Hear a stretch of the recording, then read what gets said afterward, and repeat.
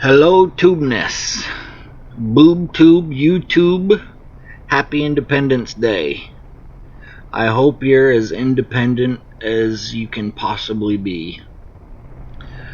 So I decided to take a ride after work tonight. It's beautiful out. I'm going to take a cruise up by Crystal Lake.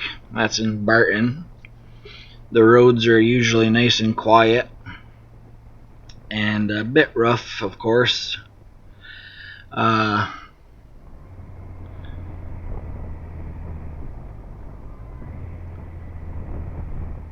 have yet to activate my traction control. I've got it set in number 2 mode, which is semi-restrictive. And we are on the way. There's actually a bison farm to the left up here in the field. The guy also raises elk, which is kind of cool to see them when they're out eating. And that penis breath's got to pull out in front of me. Obviously doesn't realize I'm on a ZX10. So, bye-bye. And you made me do that. My bike didn't want to. I have decided the bike's name, ooh yeah, right there, is going to be Cobra. My son actually helped me come up with that name.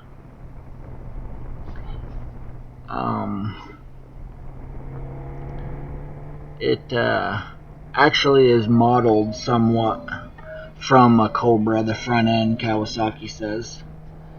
So, it fits. And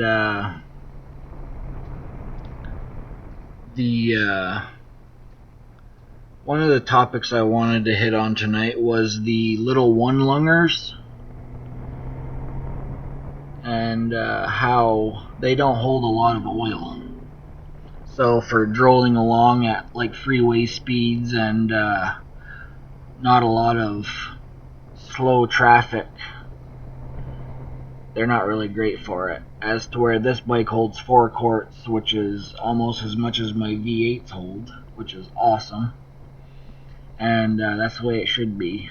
Those corners back there are some of my favorites. I actually had a dream I went down on my CBR. I think it was a rider not being able to get out there as much as I wanted, and I had to dream about him. So this here little village that I'm coming into is actually Barton. And Crystal Lake is coming up.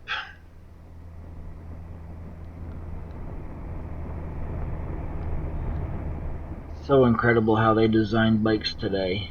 This thing is so incredibly silky smooth. The power is just effortless. So much nicer than just about anything else I've ever ridden. The suspension is just flawless. I mean, it handles the corners so well, and yet it soaks up these bumps like unbelievably well. I can't believe how well this bike rides. I actually have been trying to save it because I got my track day coming up. So I don't want to waste the tires too much. I'm going to try to survive these tires, hopefully the year, between the Z1000 and this bike. I'm hoping I can do it. I'm actually going to ride the Z quite a bit more. I've got over 2,000 miles on that bike now. I'm going to turn this camera a little bit on my new suction cup mount so you can get kind of a view of the lake a little nicer. Take it real sleazy. It's very pretty. This is the Crystal Lake where Jason Voorhees drowned, in case you were wondering. Ooh, choo-choo. There was actually a train derailment in Barrie, Vermont today. Thunder Road, the races were diverted. They're actually having 4th of July fireworks and race to celebrate Independence Day down there, and it's going to hinder the people getting there a little bit. So they're going to start the races a little bit later. It's like a quarter-mile track. It's alright if you really want to watch a car race. It's pretty good for Vermont. We don't have a lot of things like that, unfortunately.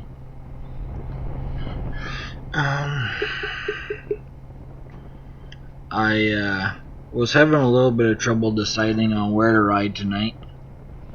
Some parts of me wants to go until it's nighttime and really put some miles on, but I'm feeling a little achy tonight, so I'm going to take a short ride, and that's why I decided to cruise up. I think it's Route 5 I'm on, right by Crystal Lake. Route 5 is actually a pretty long road. It goes all the way up to the Canadian border and starts way down somewhere, way past Woodsville, New Hampshire. That's a nice ride, actually, to take that all the way up from Woodsville, and it does go further than that too. I don't think I've ever been down below that though. But this is the pretty Crystal Lake. It's definitely a long one. I think it's about 3 miles long, and it's relatively narrow, as you can see. That's about how wide it is the whole way. Beautiful water though. There's a state park there. You can go and have cookouts and whatnot.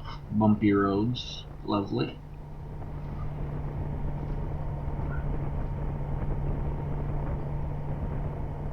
Yeah, so like I was saying, I did finally get out for a ride at night, and I got the weekend coming up. So I'm going to definitely hit 125, and that's a scenic highway where Texas Falls is. And get some corners in. I think I'm going to take the Cobra over there and get some miles added up on it.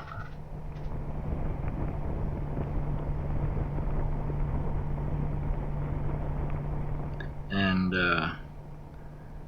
as far as those little one-lungers I was talking about, that's one of the big problems with a bike like that is you almost just can't stick street tires on something and expect it to perform as well. I mean, if you're going around town or short little jaunts, it's a lot more meant for that, because it's a lot more like trail riding.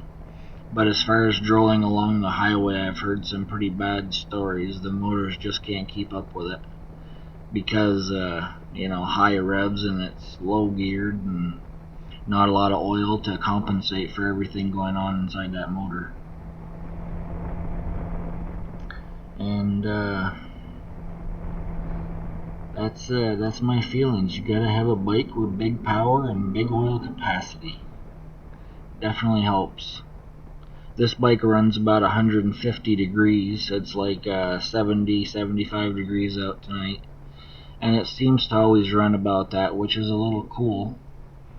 But it's liquid oil cooled as well, so I'm assuming it's supposed to run a little cool like that. And it definitely does a good job. I've noticed putting the radiator guard on the Z1000 has made that run a little bit warmer, restricts some airflow. But that's the way it goes. We love the bikes and we keep them as safe as we can. The header pipes actually cover the water pumps, which is awesome on both these bikes. So that's definitely a good design, and it keeps it out of the way for the oil filter to come off too. Anyways, enjoy the 4th.